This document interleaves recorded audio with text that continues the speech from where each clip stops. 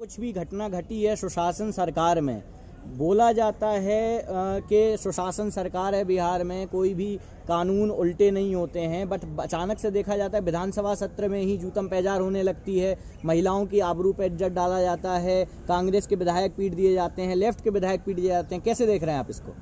दरअसल क्या है कि मैं इनके पिछले कार्यकाल का, अरे जिस मुख्यमंत्री के पास ऐसी मिनिस्टर हो जिसका पति लौंडिया सप्लायर रहा, मुजफ्फरनगर का जो मुजफ्फरपुर वाला जो कांड हुआ था, वो क्या बोलते हैं, शेल्टर होम, बच्चियों वाला, उससे लड़कियां सप्लाई होती थी और उसका पति आज भी जेल में है। तो माननीय मुख्यमंत्री नीतीश कुमार जी समाजवाद के नाम पर बदनुमा धब्बा है, उनको कोई भी मौलिक अधिकार नहीं है कि वो जेपी या लोहिया या आचार्य कृपलानी या महात्मा गांधी का नाम लें। ये आदमी भ्रष्टाचार के आकंठ में डूबा हुआ है, गांजा पी करके एकदम फिट हो जाते हैं और उस झोंक में क्या कर डालें कोई भरोसा नहीं है। ये मानसिक रूप से दिवालिया हो चुके हैं। जिनके ऊपर एक मर्डर का केस है, दुका केस है, तमाम तरह के मुकदमे इनके ऊपर हैं। जेल जाने के भय से ये इतने ज्यादा भयभीत हैं, ये नागपुर हेडक्वार्टर के इशारे पर काम कर रहे हैं। ये बताइए, लोकतंत्र में चुने हुए विधायकों को इस तरह से विधानसभा में जूतों मारना, चप्पल से मारना, ये कहाँ की संस्कृति है? ये लोकतंत्र की हत्या करना चाहते हैं और कर दिए हैं। और बिहार के उन बहादुर विधायकों को, जो विधायिका महोदय हैं, इन लोगों की मैं हिम्मत की दांच देता हूं कि अगर जनता रोजगार मांग रही है, पब्लिक रोजगार मांग रहा, पब्लिक बेरोजगारी महंगाई पे बात करना चाहती है, विधायक विधानसभा में क्वेश्चन नहीं उठा सकते हैं, सवाल नहीं कर सकते हैं, तो ऐसी चुनी हुई सरकार के लिए धिक्कार है, शर्मनाक है। और ये माननीय मुख्यमंत्री नीतीश कुमार ने बेशर्मी की इंतहा पार कर दी है। बिहार की जनता से मेरा अनुरोध है कि जिस तरह से इन्होंने कहर बरपाया है, ये ध्यान रखिए कि भाजपा के और जेडीयू के विधायक अगर रूरल एरिया, ग्रामीण क्षेत्रों में जाएं तो इनके साथ भी उसी तरह का व्यवहार होना चाहिए। अच्छा, सुशासन मतलब नीतीश कुमार जी के साथ में जो सरकार में है, अभी बीजेपी की सरकार वहां पर है, बीजेपी के पोस्टर्स में लिखा रहता था बहुत हुआ महिलाओं पर अत्याचार, अब की बार मोदी सरकार या सुशासन सरकार। तो महिलाओं पर इतना अत्याचार है कि महिला विधायक भी जो सदन में बैठी है उनकी आबरू पर भी हाथ डाल दिया जाता है। महिलाएं किस प्रकार से देख रही हैं इस मुद्दे को, और महिला कितनी सुरक्षित है बिहार में? अभी आरएसएस से प्रभावित होकर के, भाजपा से प्रभावित होकर के 2 लड़कियों का वीडियो वायरल हुआ है मध्य प्रदेश में। वो भाजपा की लाइब्रेरी में पढ़ने जाती थी, उनके विचारों को अपनाना चाहती थी, लेकिन जालिमों ने अपने ही पार्टी के कार्यकर्ता के साथ घिनौनी हरकत कर दिया। तो इनका स्तर किस तरह का है ये तो पूछना ही नहीं है। आप उत्तर प्रदेश की दशा ले लीजिए। उत्तर प्रदेश में इस प्रदेश का मुख्यमंत्री साधु भगवा वस्त्र धारण किया, उस प्रदेश का मॉडल जाकर थोपना चाहता है बंगाल में पढ़े लिखे लोग हैं। वो तो कह रहे हैं कि उत्तर प्रदेश में राम राज है। हाँ, राम राज है। जिस जिले से वो कई बार सांसद रहे, मैं उसी जिले का रहने वाला हूँ। वो कितने महान हैं और कितने सज्जन हैं, मुझसे बेहतर कोई नहीं जानता है। अब तक 20-22 हजार ब्राह्मणों की हत्या करवाया इस जालिम ने उत्तर प्रदेश में। और जब भी आरएसएस का फार्मूला मैं आपको बता देता हूँ, वो अपने ही लोगों के द्वारा मरवा देती है। कमलेश तिवारी की हत्या हुई है योगी शासन के दौरान, योगी की सरकार के दौरान। हाथरस वाला कांड याद कर लीजिए, बिकरू कांड याद कर लीजिए, पुलिस वालों को मरवा दिए थे। और कानून को धक्का, सुप्रीम कोर्ट और न्यायपालिका को धक्का बताते हुए गाड़ी पलट गई। ये जेल में हत्या हो जाती है कैदी की। गाड़ी तो चलते चलते रोड पे पलट सकती है। हाँ, एकदम पलट सकती है। अरे वाह, उनकी गाड़ी काहे नहीं पलटती है? मुख्यमंत्री महोदय की, नीतीश कुमार की गाड़ी काहे नहीं पलटती है? मोदी जी की गाड़ी क्यों नहीं पलटती? क्यों? अच्छा, मोदी जी बंगाल जाते हैं, बंगाल को सोनार बंगला बनाने की बात आ रही थी, अब अचानक से ऐसा क्या हो जाता है कि मोदी जी बोल देते हैं कि दीदी चाहे तो मुझे जूते मार लें? मोदी जी का भी मानसिक संतुलन खराब हो गया है। अब इसके बारे में कुछ कहने लायक नहीं है। आजकल गांवों में कहावत हो गई है कि का हो बड़ा फेंका तारा, मोदी हो गई हवा कहा ये कहावत है। यानी माननीय प्रधानमंत्री का के पद की गरिमा को इन्होंने तार तार कर दिया है। इतने बड़े डंके बज रहे हैं विश्व में, और आरएसएस, विश्व हिंदू परिषद, बजरंग दल पर हमने बैन लगाया है। कांग्रेस के ऊपर बैन नहीं लगा है, बैन लगा है आरएसएस, विश्व हिंदू परिषद और बजरंग दल। और ये संगठन बीजेपी के मातृ संगठन में आते हैं। अमेरिका ने बैन लगाया है, कई देशों में बैन लग गया है। यूरोप कंट्री पूरी जो है इस अत्याचार के खिलाफ है। आने वाले समय में मैं आपको बता रहा हूँ कि जहाँ आसाराम जी इस वक्त विराजमान है, वहीं मोदी जी और इनकी कैबिनेट विराजमान मिलेगी। वो दिन दूर नहीं है। ये बेरोजगारी का आलम जो इस देश में व्याप्त है, छात्रों की जो समस्याएं हैं, स्कूल कॉलेज बंद हैं, उसका खामियाजा मोदी जी को अब पूरी भाजपा को भुगतना पड़ेगा। ये मुगलिया बादशाह के आखिरी साबित होंगे, आखिरी प्रधानमंत्री बीजेपी और आरएसएस वाले साबित होंगे। मुगलिया बादशाह के आखिरी बीजेपी शामिल होंगे, ठीक है सर। उत्तर प्रदेश में लगातार देखा जा रहा है, जब भारत आज़ाद हुआ था तो हिंदू मुस्लिम सिख ईसाई आपस में भाई भाई की बात थी। अभी उत्तर प्रदेश के डासना में एक कांड हुआ कि एक लड़का पानी पीने जाता है मंदिर में, उसको पहले तो मारा जाता है, और अब देखा जा रहा है कि सारे मंदिरों के बाहर पोस्टर लगाए जा रहे हैं कि ये हिंदुओं का मंदिर है, मुसलमानों का प्रवेश वर्जित है। मतलब ये क्या मानसिकता हो गई है लोगों की? आरएसएस किसी भी तरीके से हिंदुज्म का, कट्टर हिंदुज्म का माहौल बना करके इस देश को युद्ध की आग में झोंकने पे आमदा है। यहाँ आम पब्लिक महंगाई, भूख और बेरोजगारी से लड़ रही है, और ये इन सबों का ड्रामा। आप आरएसएस पे इतना बड़ा आरोप लगा रहे हैं, वहीं आरएसएस के मोहन भागवत का कहना है कि मुस्लिमों के बगैर हिंदू है ही नहीं, मुस्लिम है तो हिंदू है। मोहन भागवत क्या है? ओरिजिनल ब्राह्मण है का? एक ब्राह्मण वंशावली उठा के देख लीजिए, उनके पूर्वज भी तो यहूदी रहे हैं।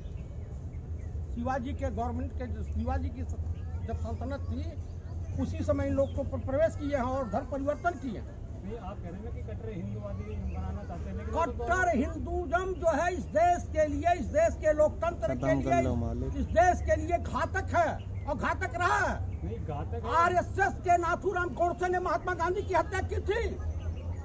वो कांग्रेस से बदल के नहीं थे, खतना करवा के किया था। और जिस मठ के मठाधीश है योगी आदित्यनाथ, वो मठ हिंदुस्तान के अपराध के नर्सरी में तब्दील हो चुका है। वहीं की रिवाल्वर से महात्मा गांधी की हत्या हुई थी। उसमें महंत विजयनाथ उस वक्त तत्कालीन मठाधीश थे, जेल गए थे 1948। तो मेरे कहने का प्राय है कि ये देश की जनता को कभी भी, कतई भी आरएसएस और बीजेपी पे विश्वास नहीं करना चाहिए। आज बताइए, देश की जीडीपी का है कहाँ पहुँच गई है? सियाचिन ग्लेशियर से भी ऊपर पहुँच गई है। वो तो यही कहते हैं ना कि 70 साल कांग्रेस ने काम नहीं किया, इसी से हम लोग अब कहाँ काम चालू हुआ। 6 साल में किसी भी बीजेपी से के मंत्री से पूछे, 6 साल में एक काम बता दीजिए, जुमलेबाजी के अलावा, झांसेबाजी के अलावा, धोखाधड़ी के अलावा कोई काम बता दे। वो कह रहे हैं कि 70 साल में जो पाप हुए हैं उनको धोने में टाइम तो लगेगा ना। 70 साल में क्या पाप हुआ? ये जितने एयरपोर्ट बने हैं मोहन भागवत के पिताजी ने बनवाया है। जितनी रेलवे स्टेशन बने हैं मोहन भागवत के पिताजी ने बनवाया है। रिहंद बांध, भाखड़ा नांगल बांध, ये बीजेपी वालों ने बनवाया है। ये जितने एयरपोर्ट हैं ये बीजेपी वालों ने बनवाया है, जो बेच रहे हैं बाप की संपत्ति समझ के। देहातों में कहावत है, जो व्यक्ति अपने बाप की सजोई हुई धरती को बेचता है, संपत्ति को नुकसान करता है, उसे नालायक, नकारा कहा जाता है। ये देहातों में कहावत है। इससे अंदाजा लगा लीजिए कि प्रधानमंत्री का स्तर कितना महान है। अच्छा, आपने योगी आदित्यनाथ पे ये आरोप लगाया कि उन्होंने 20 से 22 हजार ब्राह्मणों की हत्या करा दी। कुछ ज़्यादा ही नहीं आपने बोल दिया? क्योंकि ऐसा तो आज वाकया पेश करना, अगर मैं झूठ बोल रहा हूँ, ज़्यादा बोल दिया हूँ, तो वाकया पेश करके बताओ ना कितने की हत्या करवाई। नहीं, लेकिन 20-22 हज़ार तो अरे 20-22 हजार कम है, अधिक होंगे, अधिक हत्या हुई है उत्तर प्रदेश में। महिलाओं की हत्या हाथरस है ना। नहीं हत्याएं नहीं, जैसे लेकिन ब्राह्मण आप वाले। सीधे तौर पे योगी का नाम ले रहे हैं ना कि योगी हाँ, जी ने और करवा दिया। 20-22 और हज़ार। क्या सरकार उनकी है, अब वहाँ पुलिस कोई काम नहीं कर रही है, अपराधियों को संरक्षण प्रदान कर रही है, तो आरोप किस पे लगेगा? राहुल गांधी पे लगेगा या पंडित नेहरू पे लगेगा तो वो तो अपने या मुलायम सिंह पे लगेगा? योगी साहब तो अपने 4 साल के काम गिना रहे हैं ना कि क्या काम किया है बता दे। उपलब्धियां गिना रहे अरे हैं। कौन सी उपलब्धि? सजनी हमहू राजकुमार वाली उपलब्धि, चिमयानंद वाली उपलब्धि, कुलदीप सेंगर वाली उपलब्धि, यही उपलब्धि, हाथरस वाली उपलब्धि। लखनऊ मेट्रो बताया उन्होंने लखनऊ मेट्रो उन्होंने बनवाया, वो तो अखिलेश सरकार की जन थी, अखिलेश जी के। नहीं तो कब फीता तो उन्हीं ने काटा था अरे ना। फीता काम कोई और किया हो, अब फीता वो काटे, बच्चा हम पैदा करके जाएं, अब बाप कोई और बने, ये कहाँ का न्याय है भैया?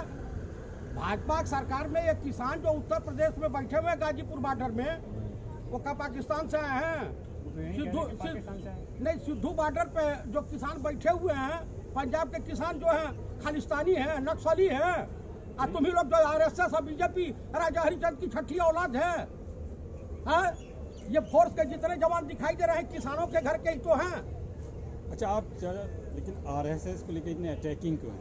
मतलब आरएसएस इस देश के लिए नासूर है, अब मैं चाहता हूँ ये नासूर समाप्त हो, बस लेकिन इस देश का विकास हो, विनाश न हो, और मोदी जी विनाश पुरुष हो गए। लेकिन जो कट्टर एक जो अभी माहौल है उसमें आपको एक चीज बता देता हूँ, हमारे भारत देश के लिए कट्टर हिंदुज़म भी घातक है, कट्टर इस्लामीकरण भी घातक है, लेकिन दोनों में से सबसे ज्यादा अगर घातक कोई है तो कट्टर हिंदुज़म, जिसका भयावह परिणाम आज हिंदुस्तान की जनता रोडों पे घूम रही है, देख रही है। इसको क्यों नहीं मान लेते आप लोग? आप कह रहे हो कि आरएसएस कट्टर हिंदूवादम है, वहीं आरएसएस के जो राष्ट्रीय अध्यक्ष हैं मोहन भागवत वो कहते हैं कि हिंदू मुस्लिम एक है, मुस्लिमों के बगैर हिंदू है ही नहीं। तो जो साधु है कौन, नरसिंह सरस्वती का नाम है उसका, नरसिंह का नाम ऐसे ही कुछ। हाँ, ये जो है उसके मुंह पे कहीं थूक देते हैं आकर करके। उसके बाप का मंदिर है, उसने बनवाया है मंदिर, उसकी संपत्ति उसमें लगी है। मंदिर, मस्जिद, गुरुद्वारा, चर्च सबके लिए खुला रहता है, चाहे वो हिंदू हो, मुसलमान हो, सिख हो, ईसाई हो। अच्छा, आप आखिर गुरुद्वारे में चले जाइए, कोई जात धर्म पूछता है, गुरुद्वारे में चले जाइए आप। यही तो बात है, एक मंदिर पे ऐसा बोर्ड लगने के कारण जो बवाल हो रहा है, कई मस्जिदों पे लगे हुए ये मोहन भागवत अंधे होकर दिखाई नहीं दे रहा है। नहीं, मस्जिदों पे तो बोर्ड लगे हुए हैं, यहाँ गैर जमाती को आना मना है। भैया कहाँ कौन से हम मक्का मदीना पे लगा हुआ 25 किलोमीटर। कहीं कहीं कहीं कुछ नहीं, कहीं ऐसा कुछ नहीं है, वहाँ हिंदू भी जाते हैं, आप चले जाइए। मक्का मदीना में तो बिल्कुल नहीं। अरे कहीं कुछ नहीं है, ये देश की मानसिकता जो है, गंदी मानसिकता के सोच रखने वालों की उपज है। अच्छा सर, आखिरी सवाल आपसे ले लेते हैं। आप लगातार जंतर मंतर पे आते रहते हैं, किसान आंदोलन में भी जाते रहते हैं। मैं तो 107 दिन से यहाँ बैठा हूँ जी, हाँ। वही मैं कह रहा हूँ कि आप जंतर मंतर पे अभी देख रहे हैं सर, टीचर भी आंदोलन पे हैं, छात्र भी हैं, एसएससी वाले भी हैं, बैंक वाले, एलआईसी वाले, रेलवे वाले, पुलिस कर्मचारी सभी आंदोलन कर रहे हैं। क्या हो गया है इस देश में? आंदोलन एक रीति बन गई है कि कुछ ऐसी नीतियां हैं जिसके कारण लोगों को सड़कों पे उतरना पड़ रहा है? भैया बेरोजगारी बढ़ेगी, महंगाई बढ़ेगी, तो जनता रोड पर नहीं आएगी तो क्या घर में बैठी रहेगी? नौकरी उन बच्चों की जा रही है, वो जो धंधे सब जो प्राइवेट कर रहे हैं, बैंक के कर्मचारी वो भी देशद्रोही हो गए हैं, नक्सली हो गए हैं, एलआईसी वाले नक्सली हो गए हैं, ये पुलिस के कुछ रिटायर्ड कर्मचारी बैठे हुए हैं, ये भी नक्सली साबित हो जाएंगे। ये टीचर हैं जो शिक्षा प्रदान करते हैं, अंधेरे घर में रोशनी पैदा करते हैं, ये बेचारे ये भी नक्सली हो जाएंगे। भाजपा और संघ की विचारधारा को नहीं मानना देशद्रोह है। अच्छा, ये कैसे देखा जाए कि अभी तक हमने निजीकरण में बैंकों को भी देख लिया, एलआईसी वालों को देख लिया, तमाम सरकारी नौकरी के कई लोगों को देखा, लेकिन आईआईटी, आईआईएम यहाँ का जब एक ग्रेजुएट, क्योंकि ये देश में एक प्रतिष्ठित है और तमाम युवा जो है आज तैयारी करते हैं आईआईटी, आईआईएम की, लाखों बच्चे एक साल में बैठते हैं, यहाँ का अगर ग्रेजुएट आके यहाँ पर धरना दे रहा है तो इसको कैसे देखा जाए? ये सरकार के लिए बड़े शर्म की बात है, लेकिन बेशर्म सरकार है, उसको शर्म भी नहीं आएगी। दरअसल नरसिंह सरस्वती ने जानते हैं बयान क्या दिया है? छू हो रही है मोदी जी को, तो उसको जो है रास्ता लगा के जेल भेज देना चाहिए। तो साधु के रूप में शैतान है। मिसाइल मैन जो व्यक्ति जो हमेशा शिव मंदिर के पास जाकर के पूजा अर्चना करके गरीबी से उठ करके और देश के राष्ट्रपति बने डॉक्टर एपीजे अब्दुल कलाम, उनको ये जिहादी बताता। ये नरसिंह सरस्वती जैसा जालिम आदमी जो सनातन धर्म के लिए कलंक है, अगर वो मिल जाना तो उसका नेटकोवा में दबा दूं। इतने बड़े सज्जन आदमी के बताइए जिसके ऊपर पूरा विश्व नाच करता था, और उस व्यक्ति के लिए इस तरह की टिप्पणी वो मोहन भागवत को नहीं दिखाई दे रहा, वो मोदी जी को नहीं दिखाई दे रहा, योगी आदित्यनाथ को नहीं दिखाई दे रहा। इससे बड़ी शर्मिंदगी क्या होती। बीजेपी का कोई भी ऐसा पढ़ा लिखा बता दे जो एपीजे अब्दुल कलाम साहब के मुकाबले खड़ा है, उतना बड़ा विद्वान है, या सरदार मनमोहन सिंह जैसा शास्त्री है, बता दे। नहीं, कुछ लोग सोशल मीडिया पे ट्रेंड चल रहा है, कुछ लोग कह रहे हैं कि मोदी नहीं तो कौन? हमारा सरकार हमारे यहाँ चलते हैं, मुस्लिम 20 मिनट करने में फायदा तो PhD काटने स्कॉलर में है। राहुल गांधी क्यों नहीं? राहुल गांधी क्यों नहीं, क्यों नहीं, ये बताइए। सब अपना अपना उल्लू सीधा मोदी करते हैं ही हमारे क्यों? देश में, बस बात खत्म। चाहे पत्रकार हो, चाहे मंत्री हो, चाहे विधायक हो, इस तरह अभी से हमको भीड़ कोई देने इकट्ठी लगे, करनी हम है। नहीं दिखाएंगे। कोरोना एक बहाना है, जानते हैं कोरोना मार्च में क्यों आता है? मेरे समझ में आज तक ये नहीं आया कि मार्च में क्यों आ रहा है। दरअसल या तो हाई स्कूल इंटर की परीक्षा देने आता होगा, बोर्ड का एग्जाम चल रहा है, या इनकम टैक्स भी इसी समय जमा होता है, वो करने आया होगा, या मोदी जी का टारगेट पूरा करने आया होगा कि कुछ बाकी हो उसको भी बेचो, रिजर्व बैंक से निकासी करना। हाँ, या रिजर्व बैंक को जो निकासी करना होगा। कोरोना इसी समय आना है। जाइए किसान आंदोलन में कहीं कोई कोरोना नहीं है, रूरल एरिया में चले जाइए कहीं कोरोना नहीं है। पर्यावरण जहाँ का दूषित बंगाल में चुनाव हो रहे हैं, वहाँ भी तो बहुत सारी भीड़ आ रही है, और वहाँ भी वहाँ कोरोना नहीं है, वहाँ नहीं जा रहा। बड़ा चालाक है भाई, बड़ा बुद्धिजीवी कोरोना है, एक कीटाणु वहाँ जाने के लिए। वो असल बात हिंदुस्तान से चाइना जाना चाहता है, लेकिन मोदी जी कह रहे नहीं जाओ नहीं, कम से कम हमारे पाप कुछ धोते रहो, हमको सेफ करके रखो, समझ रहे हैं? चलिए आखिरी सवाल है सर, बिहार से बात शुरू हुई थी, बिहार पे ही चलते हैं। जो अभी घटना घटी उसको बिहार की जनता कैसे देख रही है, आम आदमी कैसे देखेगा कि जो विधायकों का हाल है, जो महिला विधायकों का हाल है, उसको कैसे देखेगा और क्या उस पर एक्शन लिया जा सकता है? मैं आपको बता देता हूँ, इसका परिणाम आने वाले समय में भयावह दिखेगा, जिसकी कल्पना नहीं की जा सकती।